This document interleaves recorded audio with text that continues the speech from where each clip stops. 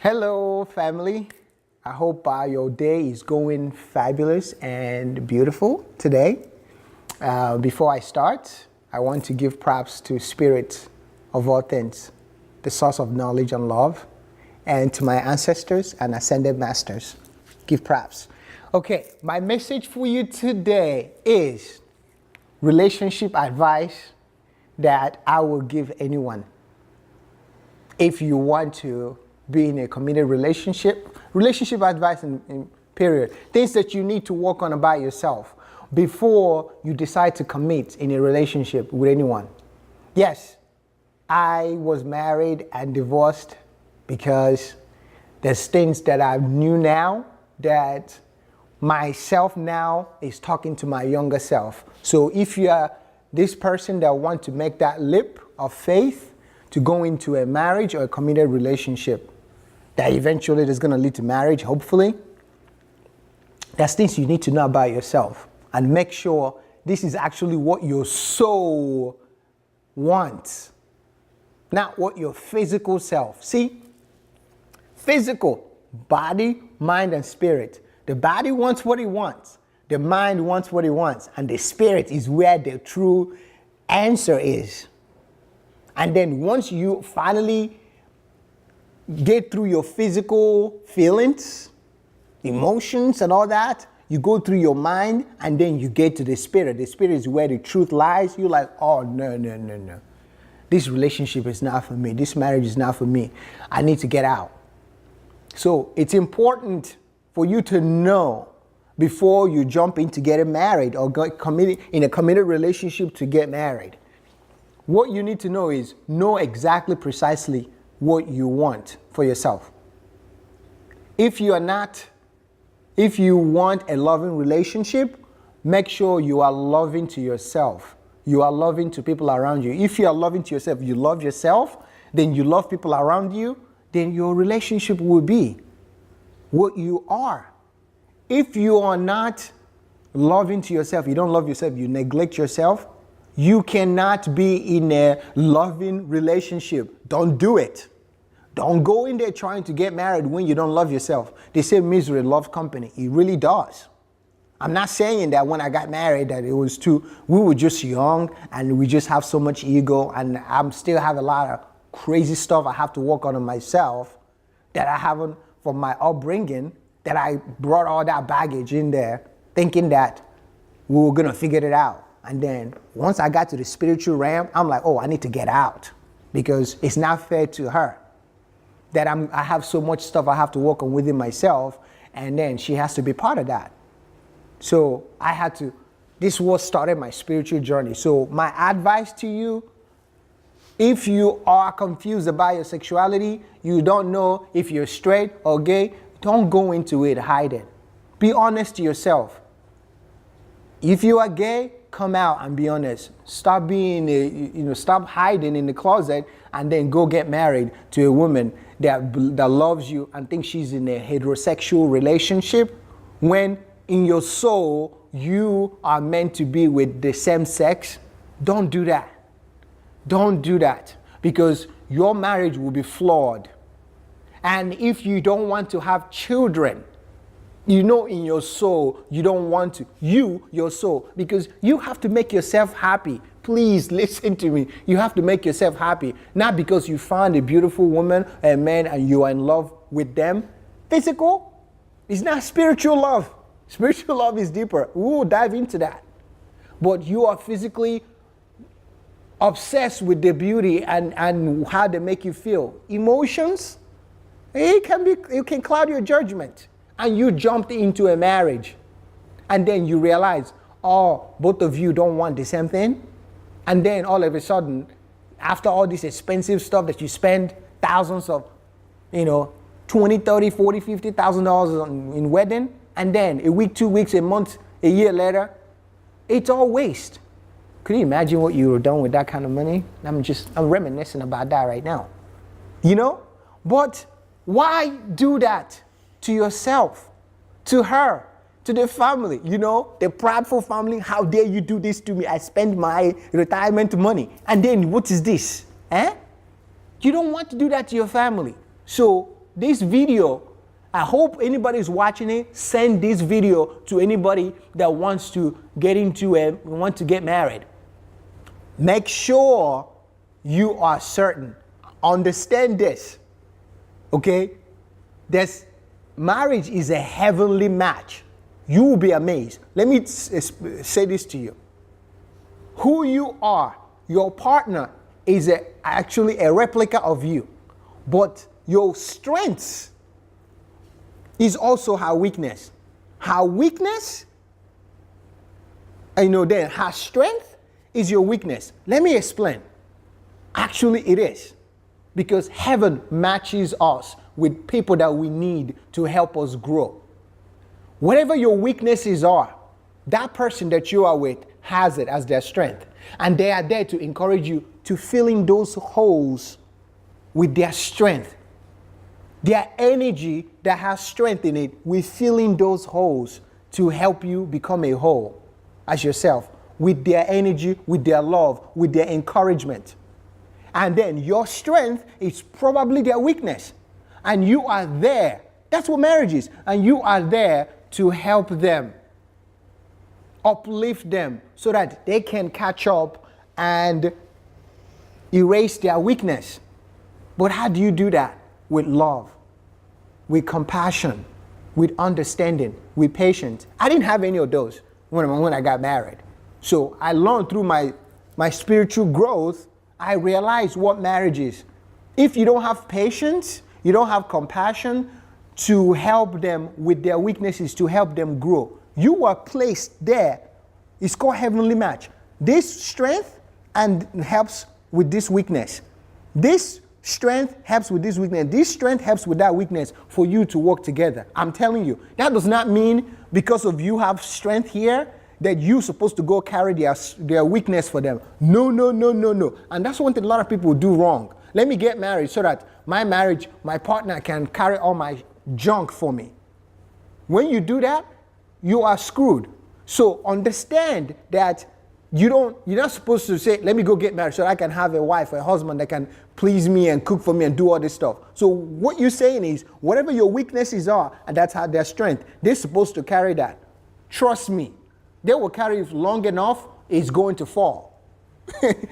It's a fact. It's guaranteed. Eventually, they're carrying their own strength and their weakness, and they're carrying your own weakness. Think about it. So their strength and their weakness, and you have a strength, but you're not trying to inspire them to fix their own weakness. So they carry their own strength and their own weakness. Then they carry your own weakness on top of that by pleasing you, doing all these things. It's a matter of time. She's going to say, I found another person. I want out of this hellhole that I'm in. I want out. You're like, what? I thought I'm giving you everything. No. She's carrying her own insecurities, which you are not helping her grow and discover how beautiful she is or he is. Whatever it is, she's carrying her own all by herself. And you are not there to help her mentally, emotionally, physically, and spiritually. Those things will help ignite her weaknesses. So I'm going to say it again. Everybody has strengths and weaknesses. When two people come together, they're supposed to help each other fill in the holes. How do you do that? With unconditional love, patience, inspiring them by telling them the right thing to help them because you cannot do it for them, but they have to do it within. But your love is everything. But if you don't love yourself, how can you be in a marriage or a situation where you don't even know what love is or what you're supposed to say? Don't do it, man. Oh, woman. Don't do it. Don't jump into it and say, I'll figure it out. They always say that, yeah, let's jump and figure it out. Well, make sure that when you're jumping, you know who you are. You know that you have 2 feet to get on the floor. Ground yourself. So when you jump, you're going to be able to stand. Ground yourself. Go through your chakras. Ground yourself So your root chakra has to be grounded if you're going to get into a marriage, because then you will be, if you're not grounded, you don't know who you truly are, you will lose yourself in the marriage. I did, because you want to try to please everybody. Monday, Tuesday, Wednesday, you pleasing, but you don't even please yourself. Root chakra, know yourself so that you know what you can take and what you can't take. So again, for people that are going into marriage, understand what it is that you want. What is it that I want? Focus on what you want and make sure that you are exactly what you want. You can't say you want a perfect partner when you're not perfect yourself. You can't say you want a perfect person when you are not. How's that going to work? It's not going to work. So I highly recommend that you know exactly what you want, and so that you can have a prosperous, loving, spiritual love marriage. Because don't expect something that you are not. Then you're going to be disappointed. So know exactly who you are and be honest with yourself first. And when you're honest with yourself, and then tell the truth. If you go through this process on your own and then you find out, oh God, I'm not ready because I have a lot to work on myself, well, don't lead her on. Don't lead him on. Don't play games, because the energy that you give, you will receive. Somebody will do the same thing to you, but there's nothing wrong with that. You have to grow from it. How would you know if you don't go through that experience? So if you play games with a person, well, and then they are hurt, yeah, people say it's karma. But karma is only it's just a life lesson. It's for you to learn from your mistakes. That's all it is. So pump the brakes. When people talk about karma, don't freak out, because you freaking out will make your karma 10 times worse than it is. Okay? So just be honest to that person. They will respect you, that, you know, you two don't have to make the biggest mistake by jumping into something, because you guys are emotionally in love. Emotionally in love. Spiritual love is different. Emotionally in love. After a month, a year, you two want to kill each other. That's something that you need to discover what kind of love that is. Is this a physical love? Is this an emotional love? What kind of love it is? What kind of love do I have for this person? The way you answer that is, what kind of love do you have for yourself? Because you will see the reflection of your love in your partner. If you love yourself enough, you say good things to yourself, you are kind and gentle to yourself, so you shall be to your partner. So you shall be to your co-workers. So you shall be to your family. So you shall be to everyone, because that's your tribe. That's your universe. That's your community. So it starts with you. But if you don't love yourself, you went through your upbringing where father was not around, mother was not around, or mother had to play the role of a father and a mother, so you don't know the difference. You go into a marriage where that's your root chakra, that's what you know, and you don't know when to just be the nurturing wife or be the protective husband and loving husband. You don't know the roles because you never had one. Well, before you jump in, figure that out. Work those things out. Work those things out on your own. Discover how to be alone, and discover your feminine aspect of yourself, the yin and the yang, the masculine side of yourself. Yin and the yang. It goes together. It's not 50% here, 50% here. You actually figure out what your strengths and your weaknesses are. Once you do that, you go into it knowing that you found the right person where both of you can encourage each other with love. And with love, all those weaknesses will become strength. Only love. Only love is the only way anything can work. Nothing else, because love is God. Love is God. Love is magical. Love is miraculous. That's the only way any marriage can work, any relationship can work. So, but by you discovering that feminine wisdom within you, which is love energy, which is God's consciousness, then you will learn patience. You will learn to accept people for who they are. Then you don't have to be very abusive, or you don't have to be very controlling. You will learn to let them be. Understanding that everybody come here from the same place and we all have our own life purpose, and we are in each other's life to help us as an individual grow. And how we grow is by having support of our tribe, of our partners, and the support is just love, sending them positive vibes and believing in them. That's the only thing that we're here to do. Then the spirit's world, we do everything else. Love people unconditionally, send them love, and guide them positivity, and then they will find their way. So if you are thinking about joining, fix yourself first so that you will find the perfect partner for you. Perfection is what you are. If you feel like you're not worthy enough, you will attract someone that's not worthy enough, and both of you will be unworthy of each other's love. And nobody will be satisfied because you're not satisfied yourself. So please, if you know someone that wants to jump into this holy matrimony, because that's what it really is, make sure that you know who you are, what you are, what you want out of this relationship, holy matrimony, what you want out of it. And one thing else that I want to mention is about this is both of you, they're not your property. That's not, people say, this is my girlfriend, this is my wife, this is my husband, this is my boyfriend. Let me tell you, the same video I did about everyone belongs to God. Nobody's anybody's property. So you don't control anyone, because each person have their own soul contract. They have their own assignment, what they are meant to do, their own purpose in life.